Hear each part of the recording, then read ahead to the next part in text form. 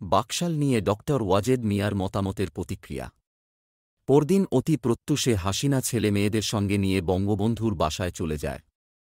মাত্র আধা ঘণ্টা পরেই হাসিনা হন্তদন্ত অবস্থায় আমাদের বাসায় ফিরে এসে বলে, তুমি গতরাতে যেসব কথা বলেছিলে তা এতক্ষণ আব্বাকে বিস্তারিতভাবে বললাম।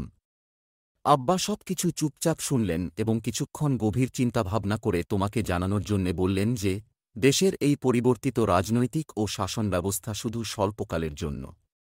আম্মু আরও বলেছেন যে তুমি যেন এ ব্যাপারে অযথা উত্তেজিত না হও এবং দুশ্চিন্তা না করো। আব্বার এই কথাগুলো যেন কারোরও কাছে জানাজানি না হয়ে যায় সেজন্য তিনি তোমাকে সর্বদা সংযত ও হুঁশিয়ার থাকতে বলেছেন অন্যের সঙ্গে তোমার কথাবার্তায়। তথ্যসূত্র: বন্ধু শেখ মুজিবকে ঘিরে কিছু ঘটনা। লেখক এম.এ. ওয়াজেদ মিয়া। পৃষ্ঠা নং 220।